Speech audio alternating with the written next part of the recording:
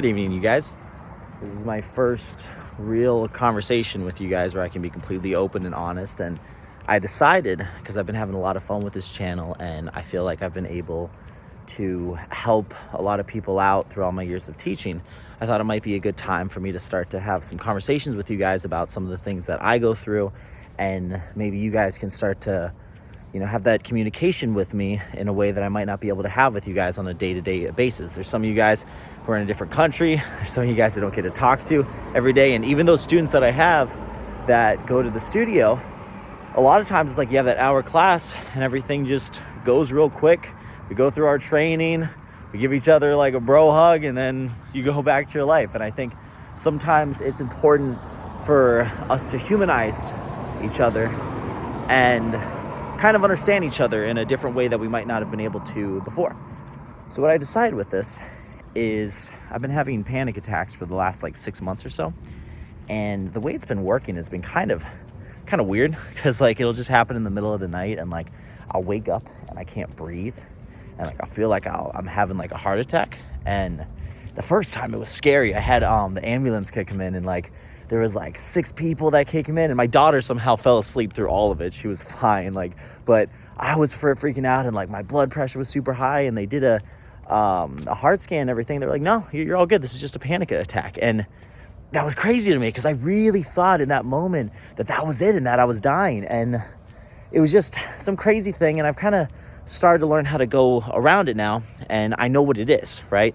So it doesn't affect me the same way anymore, but it still makes it so that I can't sleep, and it still is pretty difficult to deal with. So I decided, as a way to kind of go around this, every night that I wake up and experience that, I would just take a walk and have a conversation with you guys.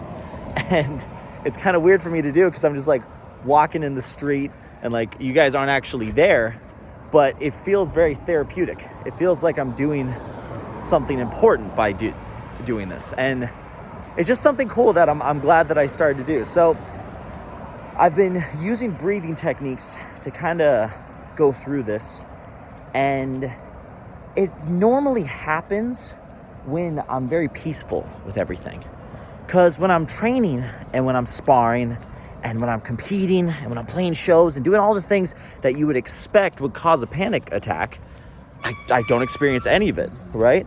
It's completely fine. But whenever there's something normal going on, or or whenever I'm just relaxing or spending time with my daughter, that's usually when these things start to hit.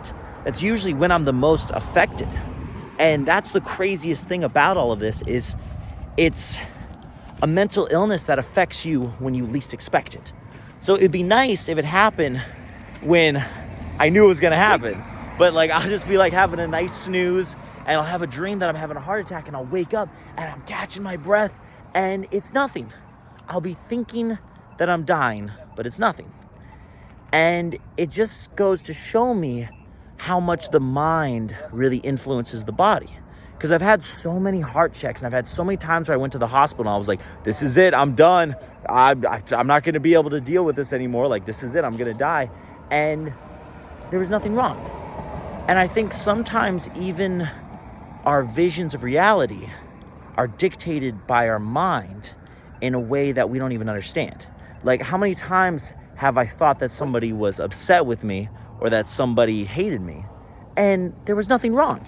They were completely fine the whole time, but in my own mind, I created these things. And I feel like in some ways, I don't know enough about it, but I feel like in some ways it's kind of like that placebo effect, where you can take a medication that has nothing in it, and it could start to actually physically cure you, even though it doesn't have any actual effect, which, I guess it does if your mind does that to you, right? So how can we go about that with our mind? And how can we use that in a way where you kind of have control over your mind, as opposed to your mind controlling you? You know what I mean? And it's just something that's been getting at me for a while, because I'm sick of it. I'm going to school, taking care of my kids. I feel like I'm doing everything right, but there's some part of me that just doesn't even care. It's just going to make things more difficult for no reason. And my goal over this is to try to figure out the reason. And I know that anxiety is there to show you what you need to see. It's there so that you kind of see the mistakes that you've been making. And it has helped me with that. But in some ways, it's like I'm just trying to make a good life and a good environment for my family. And me not being able to drive because my heart rate is so high and everything for no reason, that doesn't help me with anything. So I'm trying to learn kind of how to get past this. And I hope through the next couple of months, as I start to figure some things out, I can get some input from you guys. Maybe I can help you guys with some things that I've gone through. And maybe we could just make this a nice community where we could start to talk through these things. Because I've had to deal with stuttering my whole life. I've dealt with suicide attempts. I've dealt with friends dying. I've dealt with a lot of things that I'm sure you guys have dealt with too. And I want this to be a community where we can talk. Because I don't know if you guys noticed at this point, but I already feel like myself now.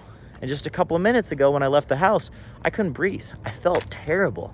I just woke up and like it wasn't even a nightmare or anything, but I felt like I was dying.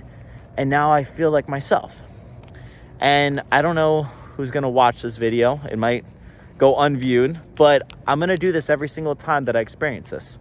And even if I get past this, I'm gonna add this into my life because I enjoy talking to you guys, whoever it is, and I enjoy finding a way to let my experiences go past my own life, if that makes sense. Because at some point, I'm not gonna be here. At some point, all of us aren't gonna be here. But maybe through the things that we say and us being truthful and honest with each other, we can make an impact on each other and create a butterfly effect to create a better place in the world for us. You know, I don't mean to get too spiritual with this, but I feel like that's really an important job of us as people, is to not just think selfishly. You know what I mean? Imagine if all of us were working together. I know people say this all the time, but imagine people worked together and actually tried to build something together and there was no distrust. Think about the world we'd be in right now. And you know, fear is what creates hate. And I'm afraid of the panic attacks. I'm afraid of the people that I might lose. I'm afraid that my daughter might get hurt or that my son won't grow up the way that I think he should, that will keep him healthy and happy. And I want to break that cycle of hate. And instead of using this fear to create something bad, I want to use this fear to connect with people. And yeah, thank you guys for watching if you did. And I hope you guys have a great night. Try to get some sleep. And I'll see you guys the next time I walk late at night. Later, you guys.